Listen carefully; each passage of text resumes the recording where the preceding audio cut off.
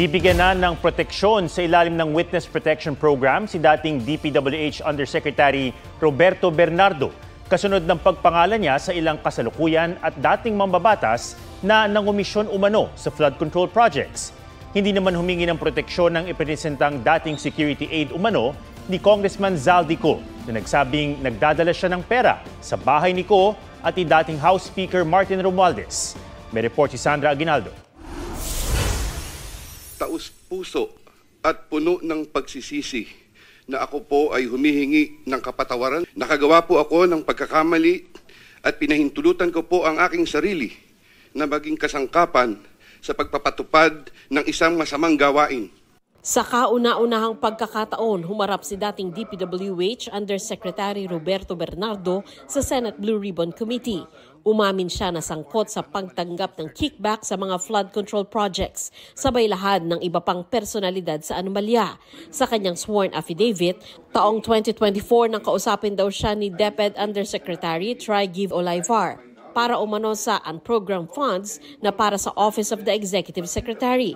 Dahil dito, inatasan niya si dating Bulacan District Engineer Henry Alcantara na magsumite ng listahan ng mga proyekto na nagkakahalaga ng 2.8 billion pesos. Yusek Olivar personally called me for a meeting to discuss about unprogrammed appropriations, supposedly for the Office of the Executive Secretary.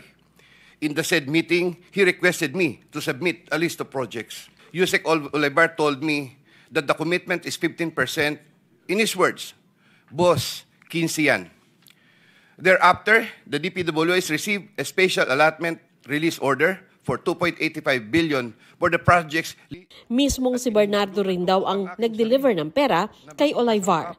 Pinabulaanan ito ni Executive Secretary Lucas Bersamin. Giit niya walang kinalaman ng kanyang opisina sa kahit anong budgetary allocation sa DPWH at wala raw siyang kahit anong transaksyon kina Bernardo o kay Olivar. Itinanggi rin ni Olivar ang mga bintang. Bukas daw siya sa anumang investigasyon.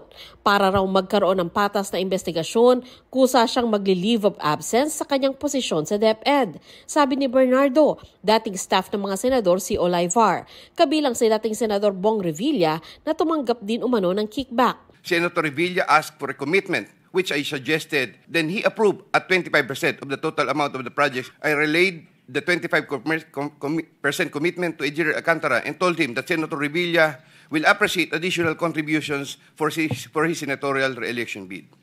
Engineer Alcantara collected the 25% commitment, or about 125 million, which was turned over to me and then delivered to Senator Revilla in his house in Cavite. Sa isang payag, kinondena ng kampo ni Revilla ang mga aligasyon na pawang walang katotohanan raw. Bukas at handa raw siya makipagtulungan sa kahit anong official inquiry o legal na proseso para lumabas ang katotohanan. Idinawit din ni Bernardo si dating senador at ngayon Makati City Mayor Nancy Binay. Isang nagpakilalang staff daw ni Binay na si Carlene Villa ang tumawag kay Bernardo at humingi ng 15% sa mga proyekto. I relayed the 15% commitment to Engineer Alcantara. Engineer Alcantara collected 15% commitment, or about 37 million, which was turned over to me and which I then delivered to Senator Binay at a house in Quezon City. Sa isang Facebook post, pinabulaanan ni Binay ang mga bintang sa kanya. Nakagugulat daw na nagagamit siya para ipanglihis sa anyay mga tunay na kailangang panagutin sa issue.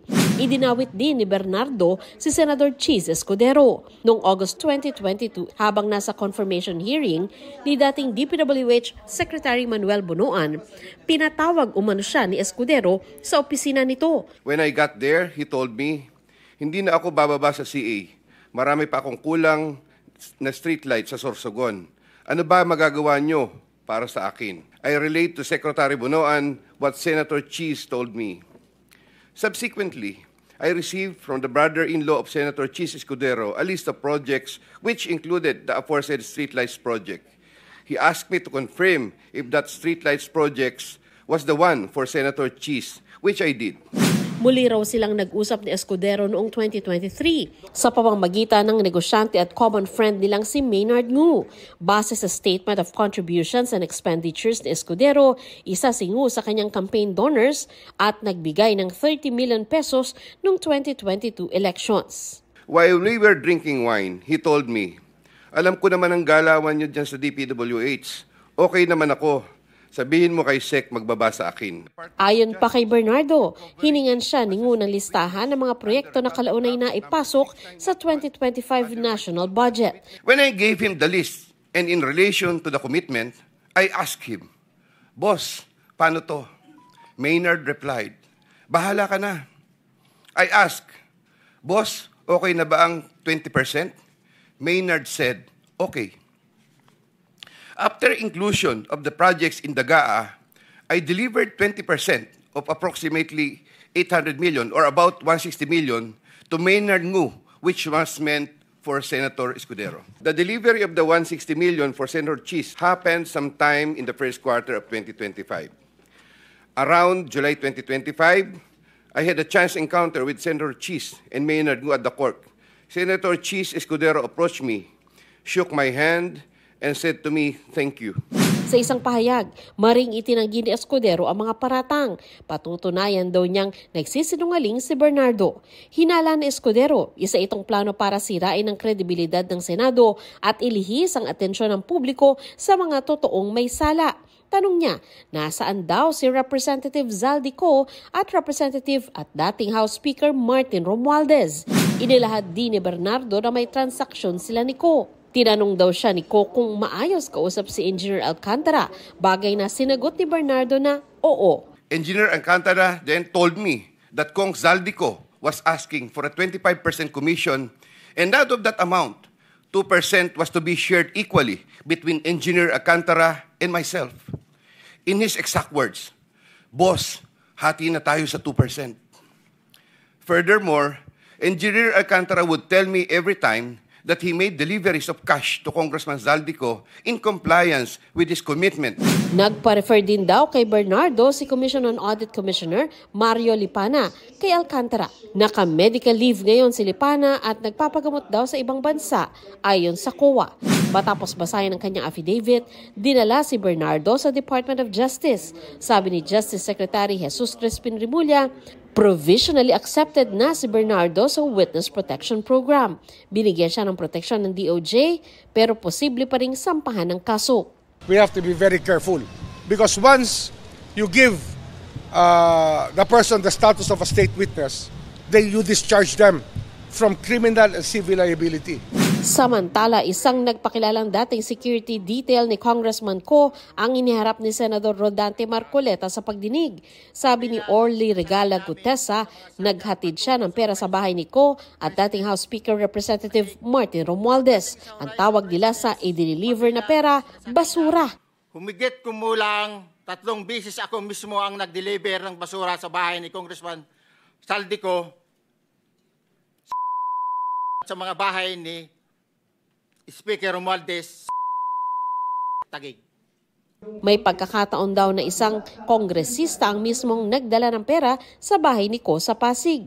Ang isang ehemplo na nagdala ng pera ay si Congressman Eric Yap ng AXIS Party List.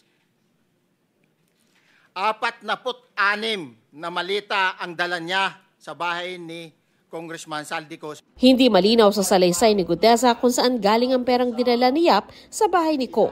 Maring itinanggi ni Yap ang aligasyon. Hindi umano siya tumanggap o kaya ay nag-authorize ng paghatid ng pera kaugnay ng flood control projects.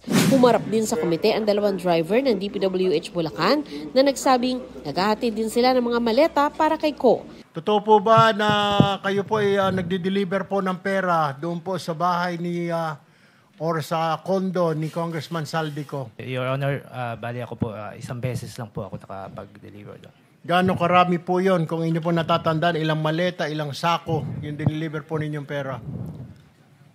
Your Honor, sa pagkakatanda ko po, mga nasa 6 to 8 na maleta po. Pero alam po ninyo na pera po laman ng maleta po na yon? Hindi po kinonfirm na pera, so wala po kaming idea. Tinawag ni Romualdez na gawa-gawa lang ang testimonya ni Gutesa. Sabi niya, pilit na pilit daw ang pag-uugnay sa kanya sa mga sinasabing kickback. Imposible daw ang sinasabi ni Gutesa dahil ang tinukoy nitong pinagdalhan umano ng delivery noong December 2024, halos 1 taon na noong bakante dahil nire-renovate. Dati nang itinanggi ni Ko na sangkot siya sa pangungumisyon sa flood control projects. Sandra Aguinaldo, nagbabalita para sa GMA Integrated News.